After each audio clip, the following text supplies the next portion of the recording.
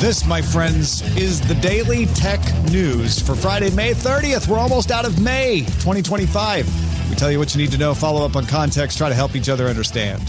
Today, Andy Beach tells us about how the NBA used AI to bring back a legendary voice, and face tattoos may be the future of wearables. I'm Tom Merritt. I'm Huyen Now. Let's start with what you need to know about the big face tattoo.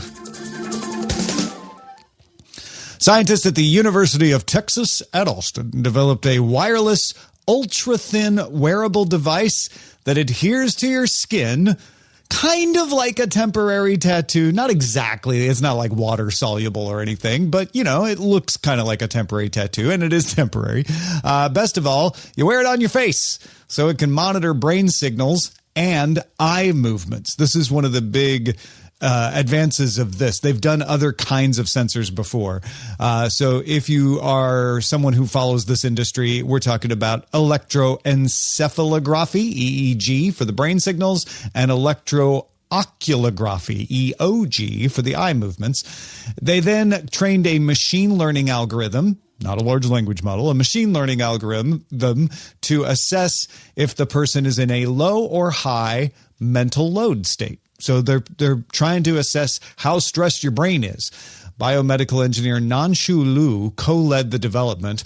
Her team was the first to show that stretchable electronics like this could adhere to the skin comfortably to monitor electrical activity. And the team has developed, like I said, previous versions of this, like heart monitors, blood pressure monitors, even a blood alcohol sensor. The version for the face was the most challenging to develop because of the amount of motion when you make expressions and move your face muscles around, and the amount of sweat, especially if you're getting stressed. Plus, the electrical activity from the prefrontal lobe is faint. It's a lot harder to detect than heart signals. The system uses a postage stamp size patch that is placed just above and between the eyebrows. It holds the battery, the processor, and the transmitter, and then connects to those flexible electrodes that stretch out to the temples and the cheeks and behind the ears. The electrodes are printed on carbon-doped polyurethane, which has a sticky coating that boosts the signal but also keeps it in place. They tested how well it worked by having subjects wear it and perform memory and arithmetic tasks, and the device reliably distinguished periods of strain from periods of ease, even as patients were moving their heads around and blinking and all of that. The next step would be to test it in the field, of course, have folks actually walk around with it on and experience more stressful situations. The why, if you're like, okay, why would I want to wear a face tattoo? This could be useful for aviation, military, surgeons, athletes, anything where you need to gauge mental strain, and then help not only the person wearing it adapt to that strain, but also help the people in charge of those folks decide when to reassign them because they're getting weary before errors become more likely. Something I would like to have in my pilots, I'll tell you that. And yes, Lou's team is working on transparent electrodes so that it doesn't look like you're a Maori warrior, and a patch that can be concealed in the hairline so you're not wearing a big patch on your third eye. When this is one of those developments that has the potential to become a new type of device down the line. I've always wondered when we would get implants for interfacing with devices, but maybe it's this.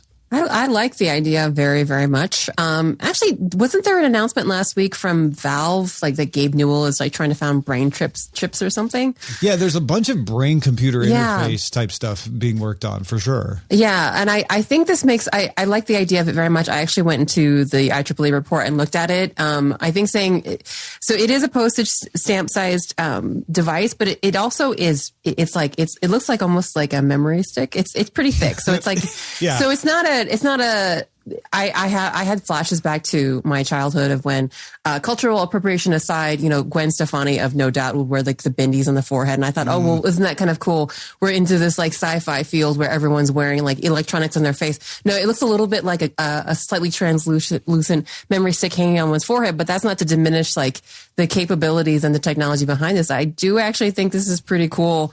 And I like the framing already of it being a tattoo. And something that, you know, could be, you know, interesting to wear, because I think that's always the thing as well. That there's, as part of the practical element is also maybe the human I don't know, the human aesthetics element of it. So I just like the framing of it as a tattoo. I never thought it would be that way, but it kind of makes a lot of sense just because it seems less invasive. And yeah, I mean, I'm all for the applications of this because Lord knows some people in high stress situations could probably use a little bit of help letting themselves and other folks know, hey, your judgment might be impaired a little bit. Yeah, the algorithm, if it's reliably trained, which it sounds like it is, could be like, hey, it's time for a break. Just knowing when to take a break is the important part. It's no judgment on you. It's like you're going to be better at your job if you take 5 or more at this point. And in high stress and high importance jobs, that's important. That's probably why they're saying, well, we could make translucent versions of these because some of those jobs aren't going to be tolerant of a face tattoo without a big cultural change. However, I'm kind of with you now that you've said it. Like, you should still have the option to be like, no, I want it to be in different colors. I want it to make a design, that would be kind of cool. Could you imagine like a branded version, like say, I don't know, maybe a big airline, I don't know, United or American Airlines, and the wires draw out the company logo on the front. See, there you go. There's a brand, there's a brand identity idea for you companies. I can already hear the pilots in the audience saying, please no. Yeah, no, I hope not. But especially when the company changes logos and everybody has to go in to get their tattoo replaced because of the new logo. Yeah. But I feel like this is one to kind of file away in the back of your head. Yeah. Maybe it never ends up being ubiquitous, but we're probably going to hear about it, especially because it's cost effective. This is not one of those, well, we got to figure out how to bring the price down. It's more about the aesthetics. And I think that's another thing with the what we know as wearables today, whether they be watches or fitness bands or even like, it will even go like AR glasses, is that, for normal people and industry, they tend to be like cost prohibitive, right? Just because they're these little devices. And of course, the logistics of like battery and things like that too make them, I think pretty interesting consumer devices, but maybe less so for actual industry where, costs matter and availability matters. I think this is just really compelling. And also just would be a great application because like we already kind of know like the benefits of wearables for day-to-day like health monitoring and even beyond just like, did you get your steps in? But everyone's going for like glucose monitoring, blood pressure monitoring and kind of finding ways to make these things more accurate. So I can't help but see that this might come back around because especially if it can be concealed, if you choose not to wear your identity on your face or your company's logo on your face, that's totally fine. You can just have it hidden on the hairline. And it does feel, it has a very pleasant like sci-fi feel, like this is what we kind of imagine cool technology to be, is to be useful and also, I don't know, just well designed and all the things, checks all the boxes. So. I want to talk to Nanshu Liu or somebody on their team because I want to find out if this could go the other direction. Could it also allow you to control things like a brain computer interface? Could it be powerful enough for that? Oh, just similar to folks that maybe have like mobility or speech impairments are able to use eye movements. Yeah, right. I think that would be amazing because, and it's really interesting if you look at the pictures, you can kind of tell how it's able to measure eye movements because of the way that the kind of tattoo wraps around your faces. It could be, I could see that, and also probably be a lot more subtle as well, since it is, I mean, if you imagine like, it's probably mostly imperceptible when you are stressed out and your eyes are moving in a way that the animal can pick up. It probably could be much more expressive or useful interface for those kind of applications. I love that idea. I didn't think about that. Yeah. I don't know if it's capable of that or not, but I would love to find out. And it certainly seems like it could be. Yeah, for sure. Well, we'll have to wait and see. So again, file it off in your mind palace and bring it back around again when we start, waiting for Apple to release their when Apple eye tattoo, the face tattoo. The you face could be tattoo. Like, I heard about this. I heard about it on DTS. They helped me understand before it was even a thing. Well, DTNS is made possible by you, the listener. We want to thank Paul Reese, Tim Deputy, Brandon Brooks, as well as welcome new patron Jerome. Welcome. Yay. There's more we need to know that doesn't involve your face. Let's get to the briefs. Well, Windows Central sources say that Microsoft has sidelined development of its own handheld gaming device. Microsoft's Phil Spencer has reportedly dropped hints about a handheld going back as far as 2017. And earlier this year, Windows Central reported that Microsoft would work with a third party on a Xbox branded portable codenamed Keenan to come out this year with a device made by Microsoft to launch in 2027. However, Windows Central sources now say the company will focus on improving Windows 11 gaming performance, specifically for the Asus partner device, Project Keenan. So that is still on track to launch later this year. And Microsoft hasn't ended the first party project, just moved it down the priority list a little bit. So it may not arrive in 2027. That makes sense as Microsoft gets increased competition from SteamOS on handhelds and faces some criticisms about its gaming stability. Yeah, I think a lot of people are going to be happy to hear that Microsoft is focusing on polishing up Windows for gaming for various reasons, not even just on a handheld. And certainly the competition from SteamOS is lighting a fire under them. The important takeaway that I want to emphasize is it doesn't sound like they're not going to do this. It's just they're prioritizing some other things. So I don't know, maybe they'll get it together and be able to put it out in 2027. But the priority is the software side, and they've got third-party partners who can put out things that are designed and be Xbox branded, and we'll see that by the end of this year. It always feels like, I don't know, just more of a safer strategy for like larger companies as well, because hardware seems just like a very risky, imposition, especially with like the manufacturing side of it. Software is not risky, but you don't have that hardware element. So it makes kind of a lot of sense, especially for like companies like Microsoft that are good at the software to, more partner with hardware. People kind of not dissimilarly to like what Google is doing with Android XR. Sorry, Android person, have to mention Android, but like just the idea that, okay, we do what we're good at, and then we can kind of like work with people that do well on the hardware side, but not to say that they're not going to like be like, but we'll also do one of our own as well down the future. But I don't know, it just makes sense to me. No, it's a really good point. And that's why Hugging Face is saying, hold my beer, because the developers of open source generative models just released 2 new humanoid robots. So not just hardware, but robots. They're called Hope JR and Reachy Mini. Hope JR is a full-size robot, 66 actuated degrees of freedom. So it can walk, it can move its arms, it can pick up objects. And then Reachy Mini is a desktop robot. So it can move its head, talk, and listen. The wait list is open. If you want to sign up to try to buy one of these, they hope to ship the first few units by the end of the year, but there's no firm date yet. So it might be slipping to next year. We'll see. Prices are also rough right now. They say they hope JR will cost around $3,000 and that Reachy Mini would be more like $250 to $300. The hardware is open source though, so you can build one yourself or rebuild the one you buy. As someone who just started the show Murderbot, I would encourage anyone that does build your own robot to treat it with empathy. Yes. Just in case. Yeah. And don't let it hack its governor module. Yeah, please no. Yes. Maybe just let yourself be software control is very important. YouTube announced Thursday that Google Lens will be available for YouTube Shorts in the coming weeks. That means that if you're watching a short, you can pause the video, select Lens, and draw a circle around or tap on the item in the video you want to identify and do searches based on it. Once you're done, you can go back to the short. Well, that's sort of useful. I don't know how many times I've been watching a short where I wish I could search from it, but I bet people have. So. Oh no, I have. I have done this many times, like whether it's like a cooking video and I'd be like, what is that pan? Or I don't know, like, what is that? Like, I don't know, what is that game? What is that headset? Like all kinds of stuff like this, Now that you say that, I definitely have been like, ooh, what's that shirt? Or something like that. So maybe I have, and I just wasn't realizing it. Or maybe I'm just putting off this next bit because yesterday we mentioned the court-ordered pause on U.S. tariffs. So today we have to mention the appeals court pause of the pause. This does not overrule the trade court's ruling that we talked about yesterday. It just pauses that ruling while the government pursues a full appeal. The U.S. Congress has the power to set tariffs, not the president. But there are some congressionally granted exceptions where the president may do so. The trade court ruled yesterday that they had not met the criteria for those situations, and therefore the tariffs could not go in place. However, the appeals court said, let's leave them in place while we decide whether we agree on this. So the tariffs remain in place for now.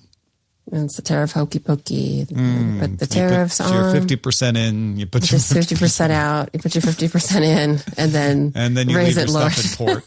Oh my God! Sorry. U.S. Energy Secretary Chris Wright, along with executives from Dell and the CEO of NVIDIA, announced a new supercomputer will be built at the Lawrence Berkeley National Laboratory in Berkeley. The computer will be named after Nobel Prize winner Jennifer Doudna. Did I say that right? Dudna? Is that correct? I'm so sorry if it's not. Who won the prize for her work on CRISPR-Cas9 gene editing.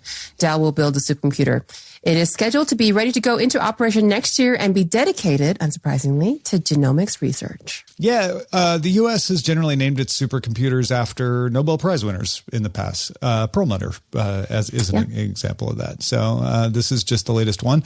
We don't know where it will stand on the ranking of powerful supercomputers. Probably going to be up there in the top 5. But the U.S. has, for a while, China was top of the list pretty regularly, but the U.S. has kind of come back up and dominated them in the past few years. Meta will partner with Anduril Industries to develop VR and AR gear for the military called Eagle Eye. So putting that technology in helmets and glasses and other wearables, the idea to enhance hearing and vision for soldiers. Anduril's autonomy software and Meta's generative models will power the systems. Companies are bidding for an Army contract, but say they're going to make these devices even if they don't win the bid because they think other arms of the military might want them. It also marks the reunion of Anduril founder Palmer Luckey with Meta, which owns Oculus, which Luckey founded. Luckey was fired from Meta in 2017 over political activity, but can now once again work with the technology he created. He told the Wall Street Journal, "I finally got all my toys back." Well, there you go. Gmail will now use Gemini to automatically summarize emails in cards that will appear at the top of a thread. The summary will show a few bullet points and update as new replies arrive.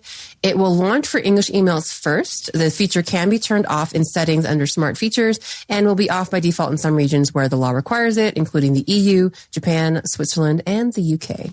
For really long threads, I could see myself wanting this. Yeah, but I don't know if I need it all the time. So. No. Amazon released an updated Blink doorbell.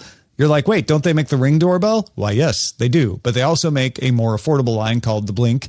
And the new Blink doorbell has a wider field of view and better human detection so that you don't get alerts when a car or a cat walks by if you don't want them. It also continues to have one of the longest battery lives for non-wired doorbells. The doorbell with its required sync module sells for $70. And the subscription for cloud storage, which you need if you want that human detection, is $30 a year. I was surprised. That was very impressive. I thought for sure that I was going to be reading $30 a month, but that's pretty affordable, to be honest. Yeah, it's not bad. It makes me want to replace my Ring doorbell, honestly, with a Blink, even though it's the same company. I'm like, well, this one has better battery life and a cheaper subscription. I don't subscribe to the Ring doorbell cloud subscription because I don't want to spend that money, but $30 a year, I might be willing to plunk down for. Well, the Windows 11 24H2 update is coming June 10th, but it's available now in preview if you want to try it early. Among the new features are improved settings search, the ability to resume access to OneDrive files across devices, and expanded HDR display settings.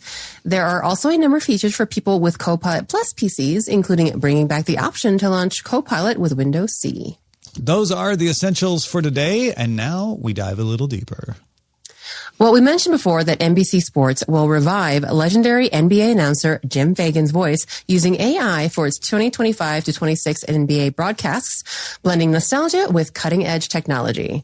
Andy Beach explains a little bit more about how this is going to work.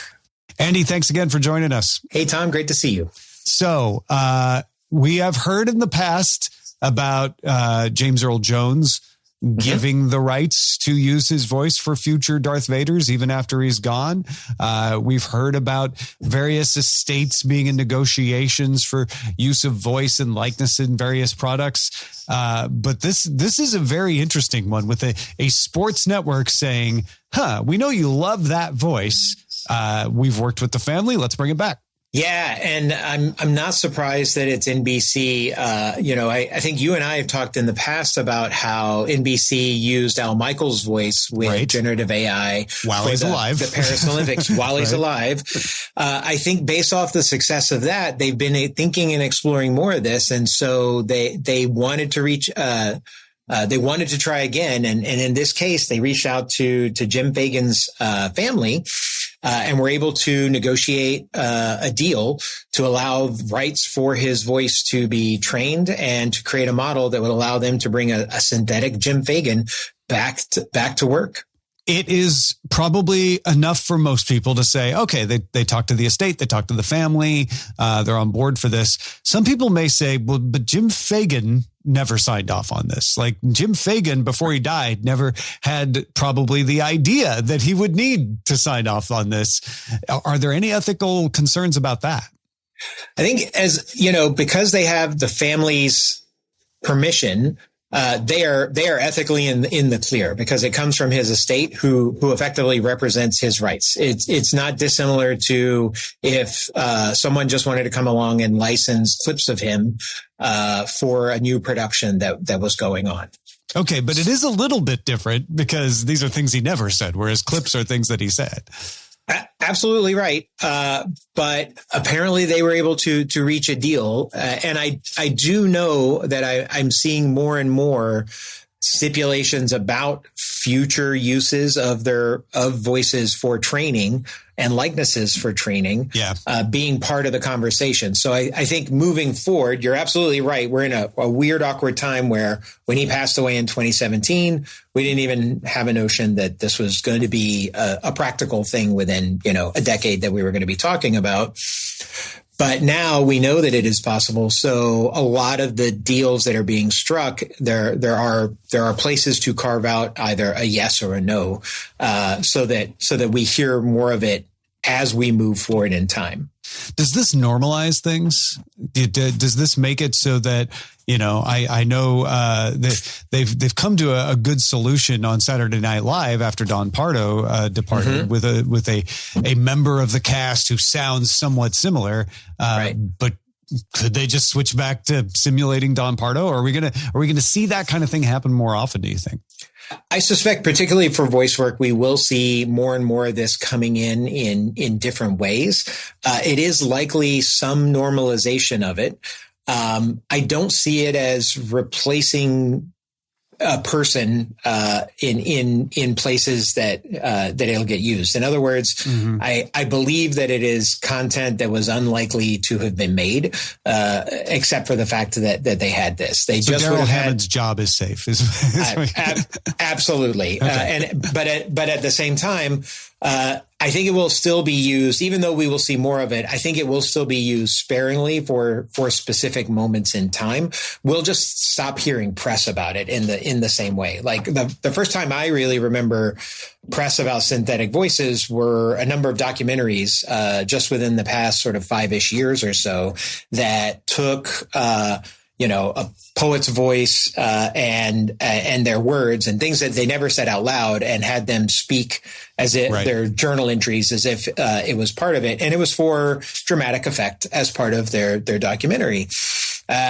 It made big news because that was sort of the first time we were hearing about it in a use case. So that already, I think, started some of the normalization of it. This is us seeing it now get used not in documentaries or independent productions, but in true, straight up broadcast commercial television. And I think that's probably the difference. But I suspect that it'll still be used to push on those nostalgia buttons. And so it will be used somewhat sparingly. Even in the press release that NBC put out about it, The Verge covered the fact that it'll be used for select title sequences, certain show openings, and specific promotional segments that are part of the NBA coverage that the NBC will have. Because you don't always want nostalgia. Sometimes you want something to sound new, and they'll need new voices for that.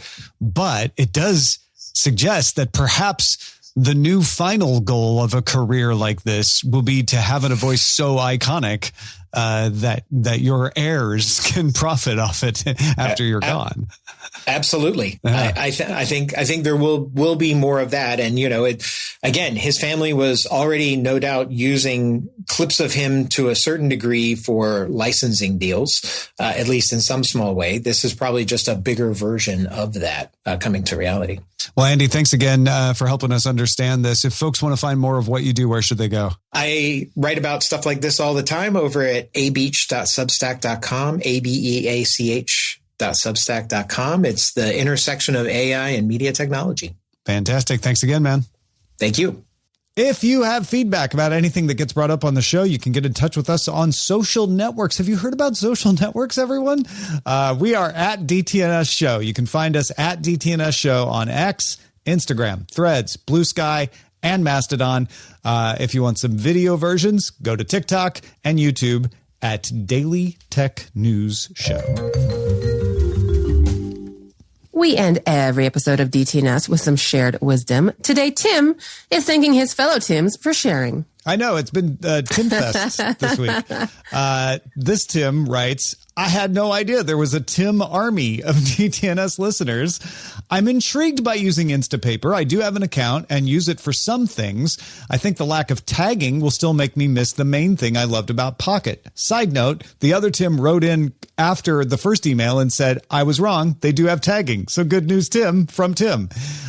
Anyway, Tim says, I don't have to remember where I filed it or what the article was called, but it fills the need that the RSS reader option didn't quite get for me. Many of the articles I'm saving didn't come from an RSS reader originally, but rather from things like an individual link in the show notes here or on other podcasts.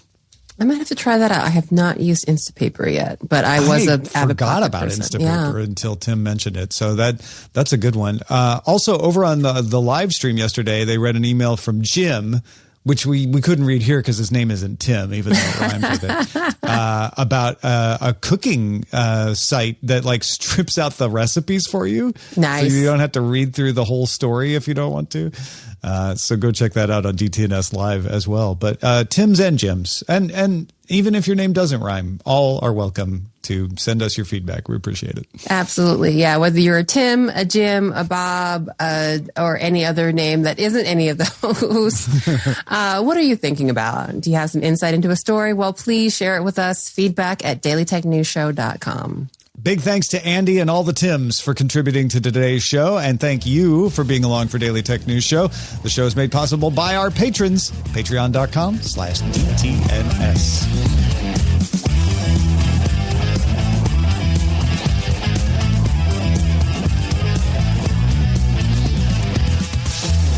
This week's episodes of Daily Tech News Show Briefing were created by the following people. Host, producer, and writer Tom Merritt. Host and writer Jason Howell. Co-host Rob Dunwood. Co-host Jen Cutter. Co-host Wentway Dow. Producer Anthony Lemos. Producer Roger Chang. Editor Hammond Chamberlain. Editor Victor Bognot. Science correspondent Dr. Nikki Ackermans. Social media producer and moderator Zoe Dutterding. Our mods, Beatmaster, W. Scottus1, BioCow, Captain Kipper, Steve Guadarrama, Paul Reese, Matthew J. Stevens, a.k.a. Gadget Virtuoso, and J.D. Galloway. Mod and video hosting by Dan Christensen. Music provided by Martin Bell and Dan Luters. Art by Len Peralta. Acast ad support from Tatiana Matias. Patreon support from Tom McNeil. Our guest this week was Andy Beach. And thanks to all the patrons who make the show possible. This show is part of the Frog Pants Network. Get more at frogpants.com. Diamond Club hopes you have enjoyed this program.